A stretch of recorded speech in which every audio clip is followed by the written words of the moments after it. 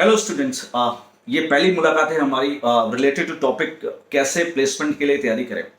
अच्छा, मैं पिछले कई साल से प्लेसमेंट्स देख रहा हूँ और बच्चों को में मैं एक कमी महसूस करता हूँ और उस कमी को मैं आज आपके साथ शेयर करना चाह रहा हूँ क्योंकि अब ये वक्त आ गया है जब आपके लिए कंपनियां आना शुरू हो जाएंगी और कंपनियां इस तरीके से आएंगी कि फिर आपको टाइम नहीं मिलेगा एक कंपनी से दूसरी कंपनी में कैसे क्या करें और फिर वो कंफ्यूजन और सॉरी टू से कभी जब एक बार फेलियर होता है ना, एक दो तीन चार, मैं नहीं चाहता भगवान करे किसी के साथ ऐसा फेलियर हो, लेकिन होगा, ऑब्वियस है, हर बंदा तो हर कंपनी में सेलेक्ट नहीं होता।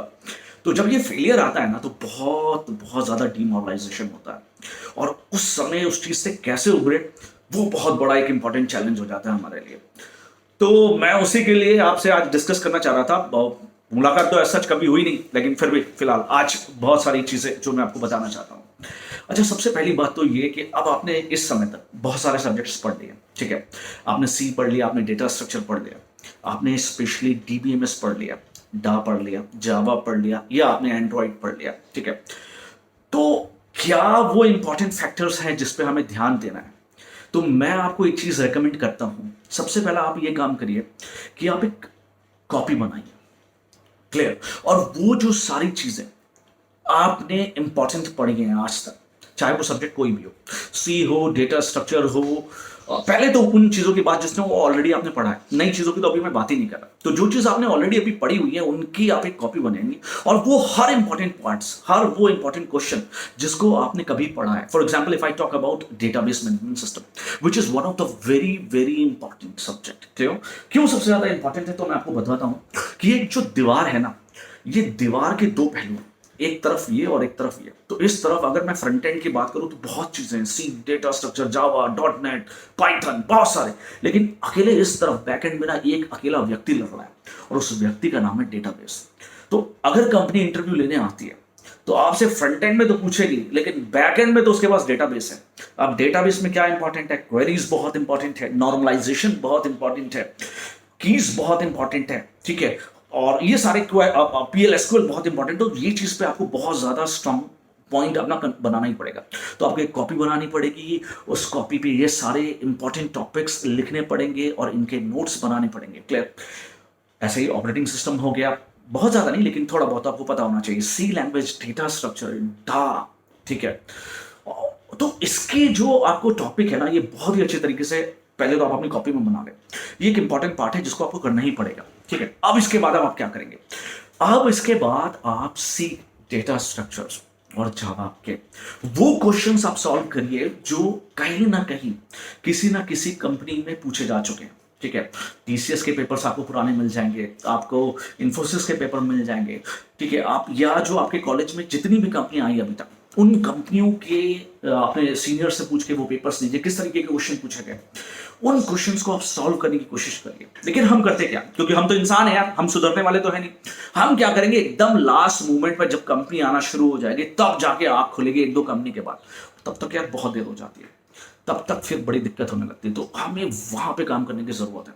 अच्छा, कॉपी बनाने की जरूरत क्या बताई मैंने आपको? उससे क्या होगा कि आपको ना बार बार 20 किताबों की जरूरत नहीं पड़ेगी। अगर आपने एक कॉपी बना ली अपनी मोटी सी रजिस्टर, तो in that case every time you have that register ना। अभी आप किसी कंपनी के इंटरव्यू के लिए बैठे हैं, सपोज आपका पहला राउंड क्लियर हो गया, तो अब आप इंटरव्यू के लिए बैठे हैं, तो आपके पास वो सारे नोट्स होने चाहिए। अब आप 20 किताबें तो लोगे नहीं, अब आपको मान लो डीबीएमएस पढ़ना है, तो उस नोट्स में, मोटे से रजिस्टर में कुछ पार्ट डीबीएमएस का है, कुछ पार्ट डेटा स्ट्रक्चर का है, कुछ पार्ट डा का है, तो आपका उसी समय रिवाइज होता रहा काम। दूसरी चीज क्या है, अगर आप इंटरव्यू देने गए और आप फेल भी हो गए, सपोज करो आप सेलेक्ट नहीं हुए, तो पॉजिटिविटी ये रहेगी कि आपने जिस क्वेश्चन का जवाब नहीं दिया, आप उसी समय बाहर निकल के उस रजिस्टर पे लिख सकते हैं, ताकि अगली बार के लिए आप प्रिपेयर्ड हो जाए कि यार इस क्वेश्चन का जवाब तो अगर पूछा तो मैं तो देके रहूंगा। तो ये ओवरऑल एक टिप्स हैं जो मैं आपको देना चाह रहा था इन टर्म्स ऑफ टेक्निकल, जो मैंने आपको बताया, जिसको आप फॉलो करिए। सेकेंड चीज आती है जो बहुत इंपॉर्टेंट, जो एक कॉन्फिडेंस की बात होती है, वो होती है प्रोजेक्ट। आप एटलीस्ट एक प्रोजेक्ट पे, किसी भी लैंग्वेज पे, एक प्रोजेक्ट पे तो आपने काम किया ही किया हो। एटलीस्ट आपके पास कुछ रिप्रेजेंट करने के लिए तो हो कि आपने आपने अपने कोर्स के दौरान, आपने ये जो कोर्स किया उसके दौरान आपने क्या चीज पे प्रोजेक्ट बनाया, ठीक है। और प्रोजेक्ट में आपका रोल क्या था, क्योंकि अभी क्या हम बहुत रिलेक्टेंट होते हैं प्रोजेक्ट को लेकर, लोगों से खरीद लिया, ना किसी से सीनियर से मांग लिया, इससे कोई फायदा नहीं होने वाला, इससे बहुत बड़ा लॉस है आपका। आप एटलीस्ट एक प्रोजेक्ट में, क्योंकि जब आप कंपनी में बैठते हैं ना, तो उस समय आप अगर सपोज करो आपने उस, मान लो इंटरव्यू में एक दो चार क्वेश्चन खराब भी हो गए, लेकिन आपने अपना प्रोजेक्ट अच्छे से समझा दिया, तो एक पॉजिटिव मेरे मन में आ जाएगा। क्योंकि मैं आपको ले किस ले रहा हूँ, डेफिनेशन याद करने के लिए तो ले नहीं रहा हूँ कि डेफिनेशन नॉर्मलाइजेशन की क्या है, मैं आपको ले रहा हूँ प्रोजेक्ट बनाने के लिए। क्योंकि अगर आप सॉफ्टवेयर फील्ड में जाना चाह रहे हैं, अगर मैं आपको उस चीज़ के लिए ले रहा हूँ, तो आपको यहाँ पे अपना एक पॉजिटिविटी मिल जाएगी। थर्ड, अब आती है, जैसा मैंने आपको आज मैसेज किया था, अगर मैं ये विक्ट्री का साइन कहता हूं ना, तो ये जो बड़ी वाली फिंगर है, ये है कम्युनिकेशन स्किल। वो ज्ञान व्यर्थ है जिसे आप बांट नहीं सकते। किसी ने क्या खूब कहा है, the knowledge is worthless if you can not share. मैं कहूं मैं बहुत बड़ा ज्ञानी हूं यार, अरे मेरे को तो सब आता है, ठीक है।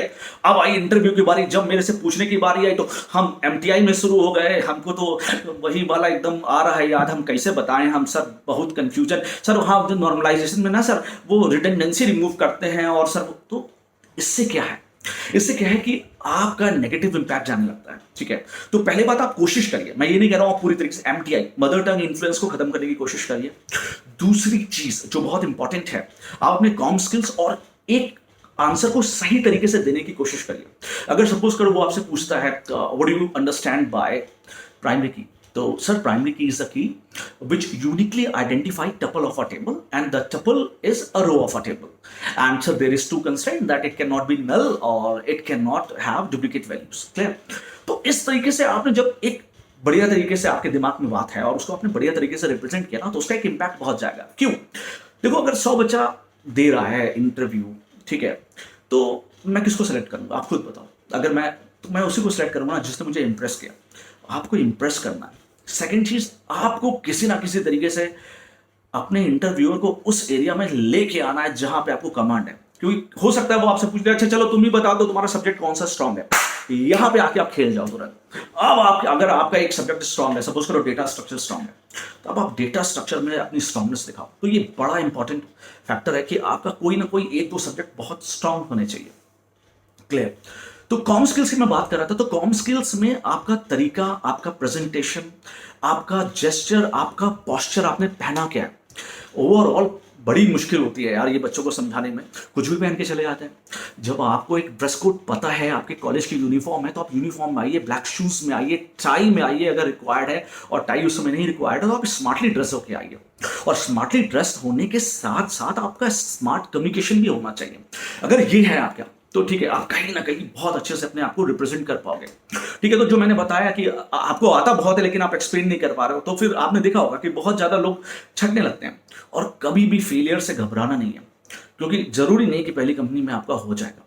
ठीक है, हर फेलियर से आपको एक एक ज्ञान लेना है कि यार इस जगह मैं क्या नहीं बता पाया। अब आप जो नहीं बता पाए ना, आपको वो पढ़ना है, और इस तरीके से आपका 1 2 3 4 किसी ना किसी कंपनी में आप जरूर सेलेक्ट हो जाओगे। दूसरी चीज, क्या मैं क्राइटेरिया में नहीं आता तो मैं डिमोरलाइज हो जाऊं? बिल्कुल जरूरत नहीं है डिमोरलाइज होने की। अगर आप क्राइटेरिया में आते हैं तो बहुत अच्छी बात है, और क्राइटेरिया में नहीं आते तो और भी अच्छी बात है। ऐसी बहुत सारी कंपनियां हैं जो क्राइटेरिया पे बेस्ड नहीं है। ठीक है, दे डोंट आस्क फॉर कि 10 12 ग्रेजुएशन में कितने परसेंट है, दे विल सिंपली आस्क भाई एमसीए में या बीटेक में कितने परसेंट है, and they will definitely come and they will hire you. तो ऐसा कुछ भी नहीं है। वो हर कंपनी को एक बेहतर इंसान की जरूरत है। ठीक है, तो वो बेहतर इंसान आपको बनना है किसी ना किसी तरीके से।